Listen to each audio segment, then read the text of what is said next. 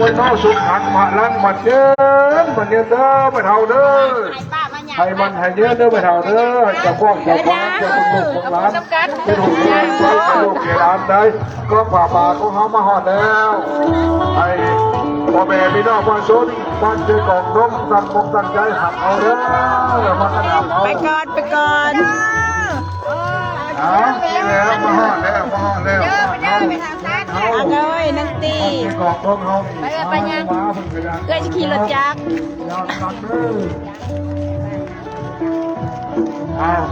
เอาป่าละเมื่อยดิผู้ที่อุปโภคชนะแล้วกับไปแห่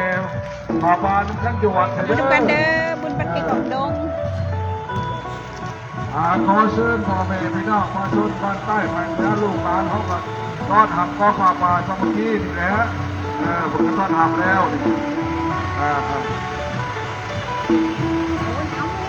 ขอเชิญขอเชิญขอเชิญ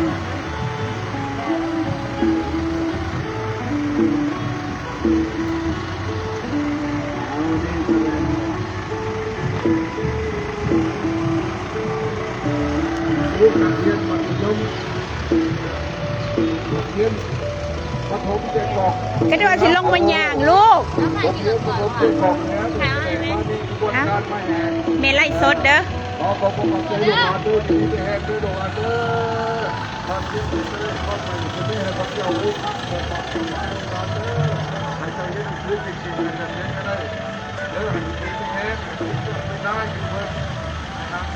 ลูกหลานจะมีแค่ความคิดอะไรไอ้พวกเจ้าพวกพักพวกบางคนมาทำมาพวกบางคนมาจัดกระทง เสียบุญมันไปจ่าด้วย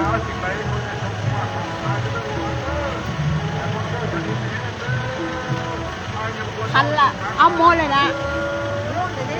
กำลังสิว่าห่วมน้ำจุดเจ้าเขาหันโมเลยอันนี้เด้นี่ทอดสไตล์เอาขึ้นเลยแล้วนี่เด้นี่เด้อหันหลังบ่โอ้พ่อแกตกเยอะเลยอันนี้อยู่บันดงเด้ออันนี้อยู่บันดงไปต่อคนไหนเลยคนเนาะขาแผ่นจะว่าอยู่บนเนื้อฮะเบน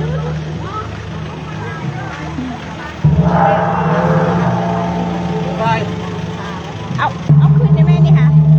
เอาขึ้นได้ไหมเอาขึ้นได้ไหมนี่เอาขึ้นโอ้น้าอยู่ว่า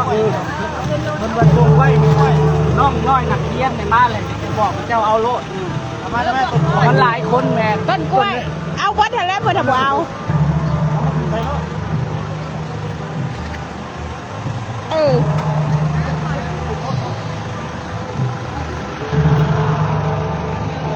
บ้านเลยก็บอกซุ้มเล็กน้อยเอาแม่แม่สิก็จะบรรยายกันแบบนางนูแดงอยู่ใช้เนาะคือพอเห็นมาบุญนางนูแดง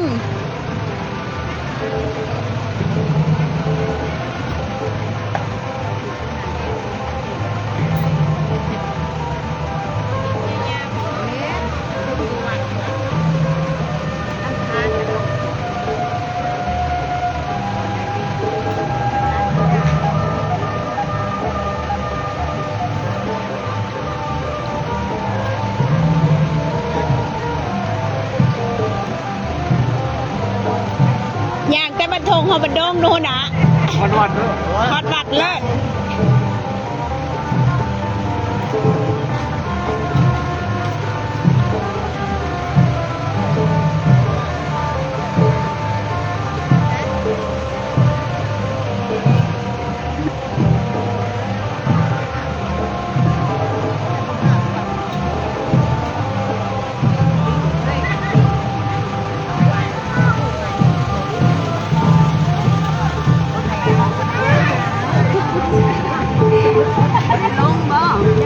ไปบ่ได้พี่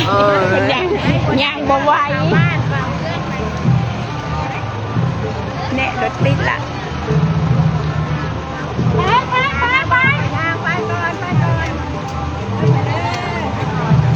เอาเลยนั่น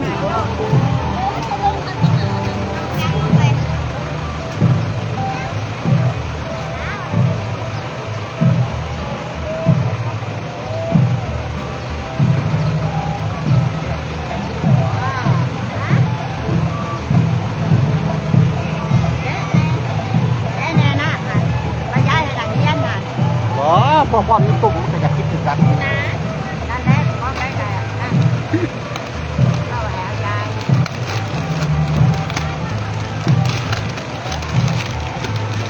เขาอยากที่จะจับเอาโล่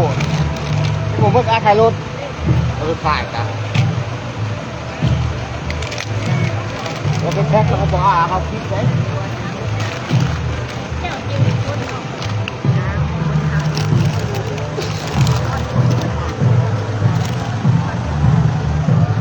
พาเสียก็อีตุ้ม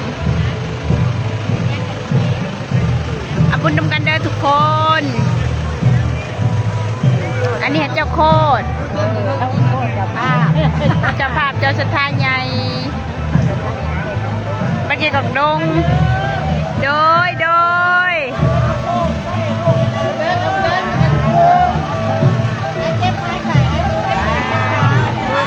แย่ไข่หมูแดงแน่แย่ไข่หมูแดงแน่